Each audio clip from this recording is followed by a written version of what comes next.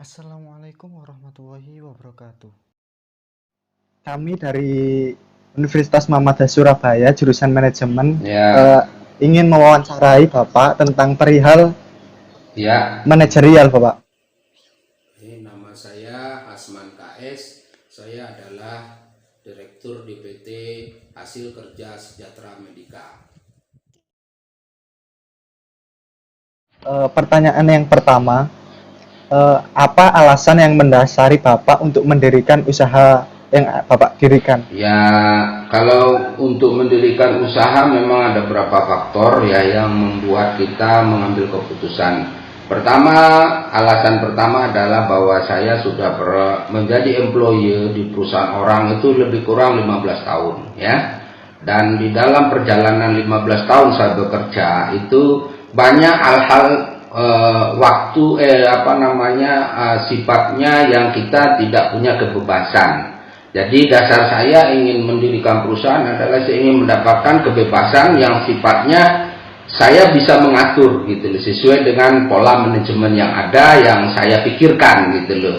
Dan saya tidak terikat dengan sistem-sistem yang sudah ditentukan oleh perusahaan. Jadi dan di samping itu juga kalau saya bisa mempekerjakan dengan kemampuan saya bisa mempekerjakan satu atau dua orang itu akan lebih bagus daripada saya mendapatkan gaji besar tetapi hanya untuk diri saya gitu. Saya akan menanyakan apa saja fungsi dan wewenang seorang manajer. Ya kalau kita lihat daripada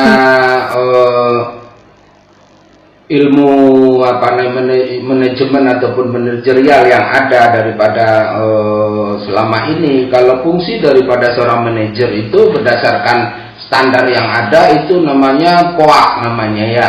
Jadi dia bikin planning, organizing, kemudian actuating dan controlling ya. Jadi di sini fungsi daripada manajer itu adalah membuat planning, dia harus bisa membuat satu perencanaan ya. Daripada tim dia, daripada unit kerja dia harus bisa membuat satu planning dalam bisa jangka pendek, jangka menengah ataupun jangka panjang, goal apa yang ingin dicapai. Dan setelah planning ini dibuat, kemudian itu ada namanya actuating ya. Jadi di sini organization. Jadi kita harus mengorganisir semua faktor-faktor yang bisa menunjang daripada planning ini supaya bisa kita realisasikan ya. Jadi POAK ini planning, organisasi, kemudian setelah kita organisasikan semua yang bisa untuk menjalankan daripada planning ini, kita dorong untuk bisa dilakukan untuk dilaksanakan actuating ini ya. Setelah itu dilaksanakan, kita kontrol sejauh mana problemnya, di mana apa yang harus diperbaiki, kemudian hal-hal apa lagi yang perlu ditambah itu dalam siklus yang terjadi dalam POAK ini ya. Kemudian kalau wewenang itu di dalam perusahaan itu berbeda-beda ya. Jadi sifatnya ini kadang ini kondisional sekali. Kenapa? Karena manajer itu sendiri akan dibagi dalam 3 level sebetulnya. Ada yang namanya top manager, ada middle manager, dan ada low manager. Di mana masing-masing mereka itu memiliki batasan-batasan yang sudah ditentukan oleh manajemen untuk bisa mengambil misalnya satu keputusan atau wewenang yang sudah diberikan. Itu sudah standar baku yang sudah dimiliki gitu ya. Dalam menentukan suatu keputusan, apa yang harus dipertimbangkan sebagai seorang manajer? Ya, di dalam mengambil keputusan sebetulnya tidak semua kita walaupun itu manajer sekelas sehebat apapun, memang dia tidak bisa lepas daripada faktor-faktor yang harus dia pertimbangkan ya untuk mengambil keputusan. Satu yang perlu dia pertimbangkan untuk mengambil keputusan bahwa tujuan daripada keputusan itu harus jelas gitu loh ya, harus jelas ya, harus jelas. Jadi kita poinnya apa, maksudnya goalnya apa ini gitu loh ya. Jadi goalnya sudah bisa terukur tidak nanti kan gitu. Jadi sudah harus jelas dulu tujuannya. Satu lagi adalah bahwa di dalam tujuan yang keputusan yang akan diambil ini harus ada indikator-indikator ataupun hal-hal yang menjadi tolak ukurnya gitu loh ya. Jadi dia harus menentukan. Jadi nanti supaya identifikasi daripada tujuan yang akan diambil ini itu sudah harus disiapkan, sehingga nanti supaya kita dalam satu perjalanan keputusan yang diambil ini, seandainya keputusan itu misalnya ada sesuatu yang kurang tepat, itu kalaupun itu terjadi losing, itu bisa kita kontrol tidak terlalu jauh ya. Jadi kita mungkin bisa di tengah jalan bisa merubahnya gitu. Makanya harus disiapkan istilahnya perangkat-perangkat identifikasi untuk mendukung daripada untuk mengamankan keputusan tujuan yang kita sudah tentukan tadi gitu loh ya. Masalah apa yang Bapak pernah alami sebagai seorang manajer dan strategi apa yang dilakukan untuk menanggulanginya, Pak? Ya, kalau sebetulnya kita istilahnya untuk sebagai seorang manajer itu tidak akan lepas daripada masalah SDM, kemudian masalah relasi, kemudian masalah mungkin dengan produk, itu yang paling banyak yang terjadi ya. Jadi di dalam misalnya contoh kita menjadi yang paling banyak terjadi itu adalah kita punya tim, punya bawahan itu terkadang tidak berjalan sesuai dengan komitmen atau goal yang sudah ditentukan, yang sudah direncanakan, ya kan? Nah, ini akan istilahnya akan membuat kita menjadi berat untuk mencapai tujuan, gitu loh. Nah, jadi di dalam hal istilahnya yang paling banyak terjadi itu sebetulnya gimana caranya ide keinginan kita itu bisa dijalankan oleh orang lain, kan begitu. Intinya manajer itu kan begitu. Jadi kita bekerja melalui tangan orang sebetulnya. Manajer itu kan begitu, ya. Jadi kalau gimana anak buah kita, tim kita itu bisa bekerja seperti yang kita harapkan, gitu loh. Nah, sesuai dengan SOP atau standar yang sudah ditentukan perusahaan. Tetapi terkadang itu tidak berjalan sesuai dengan yang kita harapkan. Bagaimana cara menghadapi klien yang memiliki pemikiran kritis terhadap hasil kerja? Ya, kalau untuk klien ini sifatnya sangat subjektif sebetulnya ya. Jadi antara istilahnya pengalaman saya selama ini di lapangan, sebetulnya di dalam masalah kinerja itu klien itu sebetulnya semua orang pasti menganggap bahwa pembeli adalah raja. Prinsipnya begitu. Tetapi perusahaan juga punya standar yang juga mengikuti daripada manajemen aturan arah-arahan yang sesuai dengan kemajuan perusahaan ya, kemudian aturan-aturan main yang ada. Jadi kalau kita menghadapi satu klien seperti itu, yang penting klien itu apa yang kita komitkan. Misalnya contoh dalam delivery barang, kita komitmen dalam 2 hari misalnya. Kalau misalnya kita komitmen 2 hari sampai, ya memang kita harus yakinkan itu bahwa itu akan istilahnya terrealisasi begitu loh, ya. Nah, jadi kalau misalnya kinerja itu harus dengan membuktikannya hanya dengan komitmen bahwa apa yang sudah kita komitkan, yaitu harus betul-betul kita istilahnya realisasikan dengan klien kita gitu loh, dengan customer kita. Dalam situasi yang sulit seperti ini, tentu seluruh perusahaan sistem dalam penjualannya, Bapak. Bagaimana respon Bapak untuk menunjang profit PT Anda agar tidak jatuh?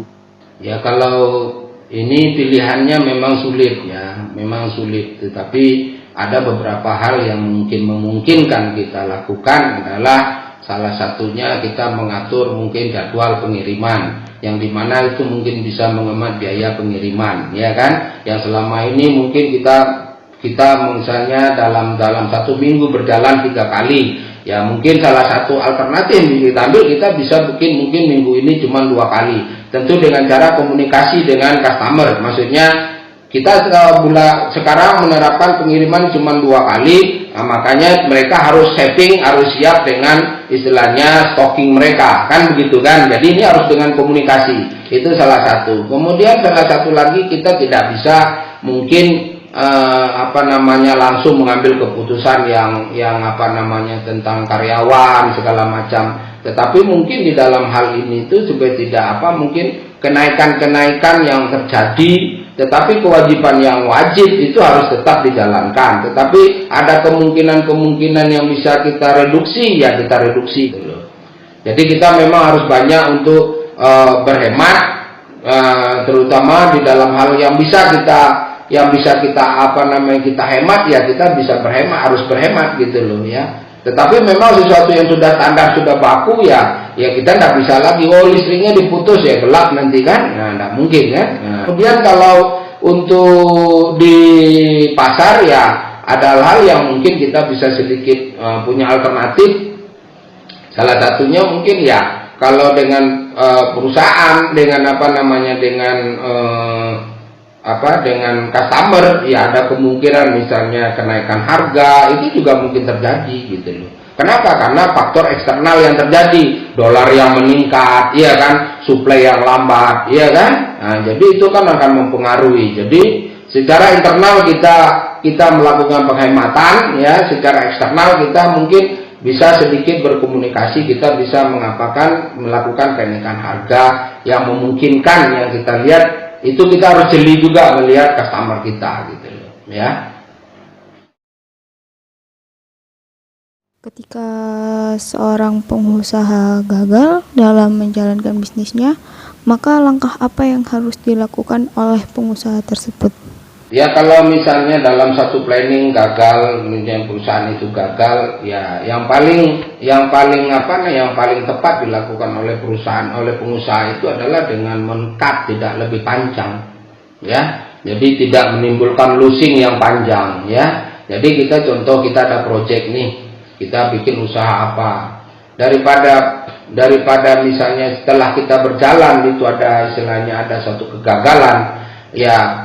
Dalam artian gagal ini tidak bisa di-manage ya, tetapi kalau sesuatu yang bisa di-manage, ya kita akan tetap manage itu gitu loh ya. Kita akan cari problemnya di mana. Apakah satu misalnya mulai dari rantai produksinya, kemudian apa rantai di penyebabnya, ada rantai di marketingnya, apakah itu di rantai distribusinya, ya kan? Itu harus kita cek dulu. Kegagalan itu sifatnya tidak bisa misalnya sesuatu itu yang tiba-tiba bangkrut gitu, tidak ada gitu ya.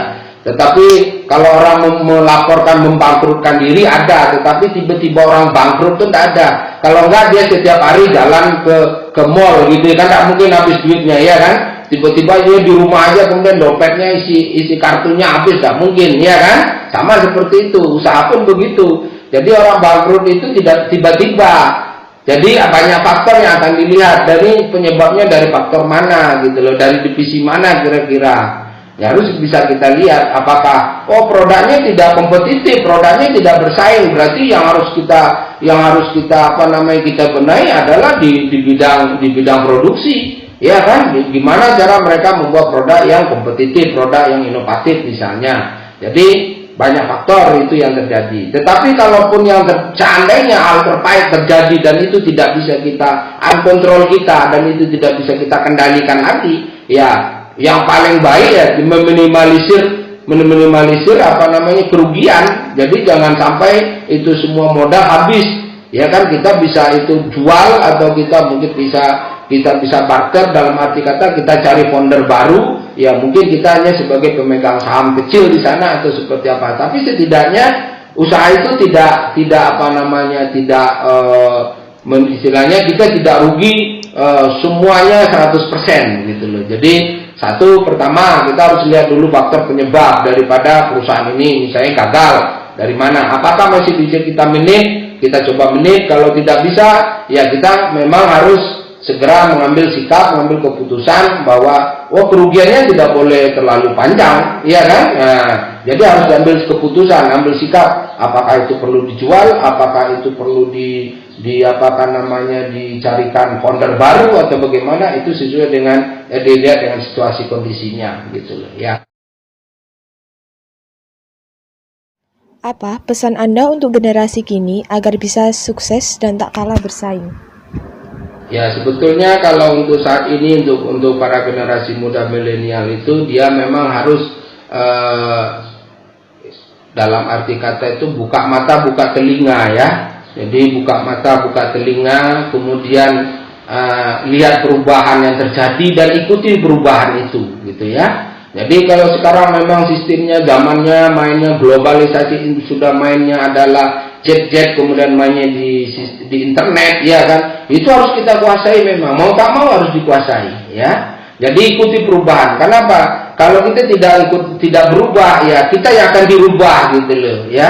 Kita akan dirubah. Jadi intinya kita harus mengikuti semua perubahan yang terjadi dan kita sesuaikan platform itu sesuai dengan perubahan yang terjadi. Misalnya kita pakai platform misalnya manajemen itu kan sifatnya melar dia, sesuai kondisional ya. Jadi dia istilahnya ndak akan kaku itu gitu loh ya kan. Dulu sistemnya telemarketing pakai telepon, sekarang kan nggak perlu ya kan. Misalnya sekarang cukup dengan membuat status di media sosial, dia bikin Instagram segala macam ya kan. Satu kali dia tinggal bikin orang-orang istilahnya yang follow dia, kemudian orang akan melihat dengan banyak. Tapi kan perubahan yang terjadi ya, kemudian tetap fokus dengan apa yang ditentukan ya, fokus itu kuncinya yang fokus. Jadi kita tidak bisa pegang ini pegang sana, tidak bisa ya, harus fokus. Tetapi sambil kita menguasai, setelah kita expert kita baru berkembang, baru kita mau menguasai apa lagi, tapi expert kan sesuatu dulu baru kita berpindah gitu loh. Jadi jangan semuanya dipegang. Kebanyakan orang ketertarikan anak-anak muda karena lihat temannya satu tempat sukses, dia juga mencoba, tetapi dia sendiri sebetulnya tidak paham dunianya gitu. Tapi dia hanya tertarik melihat daripada output orang itu, hasilnya ya kan, dia penghasilannya besar misalnya, dia tertarik dengan itu, tetapi sebetulnya dia sendiri tidak kuasai bidang itu gitu loh ya. Jadi ini yang banyak terjadi, kegagalan itu karena hanya meniru istilahnya keberhasilan orang, tetapi bukan meniru usaha kerja keras orang supaya dia berhasil gitu loh. Dia orangnya melihat kan, sudah berhasil, hanya melihat keberhasilannya, bukan dari proses orang ini berhasil gitu loh. Jadi gimana dia kerja keras memulainya, itu yang terkadang banyak yang melupakan, hanya terpesona, hanya terkena fatamorgana dari keberhasilan orang. Jadi pertama harus ikuti perkembangan apapun perubahan yang terjadi ya kan, baik itu sekarang sistemnya sistem digital seperti sekarang ya, mau tidak mau ya anak-anak muda harus menguasai itu gitu loh ya. Nah, jadi intinya begitu. Kemudian fokus dengan apa yang sudah dikomitmenkan gitu loh ya, kita supaya kita berhasil ya hanya fokus di bidang yang sudah kita komitmen dalam rencana yang kita buat ya. Oke. Terima kasih Bapak Asman atas penjelasannya. Ya. Assalamualaikum warahmatullahi wabarakatuh. Waalaikumsalam warahmatullahi wabarakatuh.